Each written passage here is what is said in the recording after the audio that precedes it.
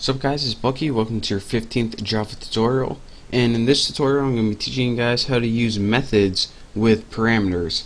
Now in this tutorial we're also going to be building a custom function where we're going to let the user enter their name in an outside class, and it's going to call it in the main class and just say like hello to whatever your name is or something. So if that sounds complicated, then I'll follow along and I promise I'll make it easier. It's probably easier just to see than me to even say, so follow along. So again, we have our main apples class with our main function or method in here, and we have our outside tuna class with the method that we call. So let's go ahead and clear everything out of your public class tuna if you have anything in there, because we're going to be adding a new method. So go ahead and type as I do, public void, and we want our simple message again.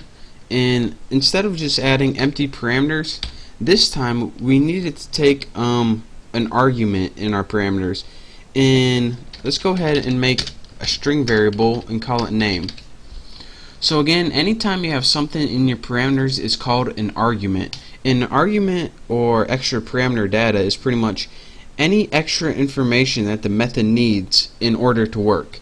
So let me show you guys what this method actually does, and you'll see why it needs extra data.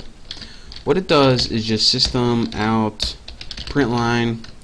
It just prints on the screen hello, and then it prints the name. So if you don't have a name, it would print hello and nothing. So again, an argument is any extra information that the program needs to run. So again, what this is going to do is print hello and then your name. So before we use it, we need to do a couple stuff to our main function.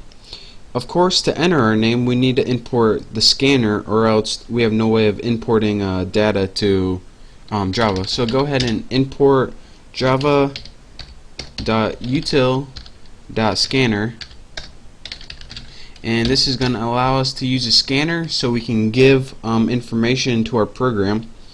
Next, we need to make a scanner object, so let's go ahead, scanner, name it input, new scanner, and I believe that I taught you guys how to do this in the last tutorial, so you should know what I'm doing. System in, and that's that for that line. That makes that we can use the scanner. Next, go ahead and do what we did last time and create a tuna object so we can use this object to get the information from the tuna class. We just need that empty parameters. Next, let's go ahead and print system out print line, spell it right, and we just want to write a prompt to the user so it knows what to do. Enter your name here. So this is pretty much the only thing that's going to go on right now. We now have text on the screen that says enter your name here. Now we need the next thing they enter to be stored in the variable name. So let's go ahead and make string name, so the variable name is equal to input next line. And I told you guys how to input integers using the scanners. Anytime you want to input a string, use this next line method. So again, anything that the user enters is going to be stored in the variable name. So now what it's going to do is look at name and say hello name. So if you entered Bucky, it's going to say alright, Bucky equals name, so hello Bucky. So now before we do that, we need to actually use that object to call the method. So tuna object, and go ahead and put your dot separator, simple message with your name parameters. And again, unlike last time where you don't use anything at all, you have to put the argument that it takes in here. And this says again that this isn't just a method that you don't need any extra information for. We're going to give you this extra information for something because we want you to do something with it. So go ahead and let's run this program, and then I'll show you guys what it does later. Enter your name here, Bucky Roberts, and then it says hello Bucky Roberts. And let me talk you guys through this one last time. We imported the scanner because that's how we how Java allows us to input stuff in the computer, like I typed in Bucky Roberts. Without this, I wouldn't be able to type in anything. Next, in our main function, we said, alright, we want to put this just allows you to use the scanner after you imported it.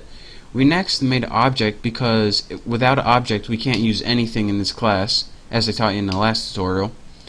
Next, we just put a prompt on the screen. We learned this like in the first tutorial. Just showed what we needed to do.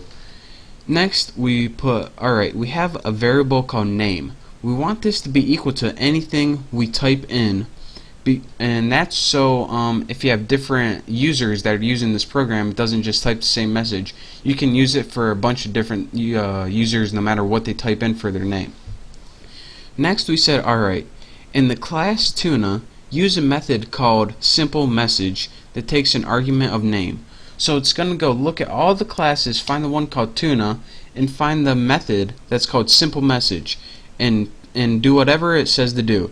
And what this method says to do is say, alright, take a variable called name, which we already had, we just gave it to it, and then just print out hello, whatever the name is. So it says, alright, hello, Bucky Roberts. So that is how you use a method with a parameter, and that's what parameters do. It's just an extra bit of information that you might need to run a program. So again, that's your quick tutorial on how to use methods with parameters in a different class. So thank you guys for watching, and don't forget to subscribe to my channel for all my latest videos, and also check out my contests. So again, thank you, and I hope to see you in my next tutorial.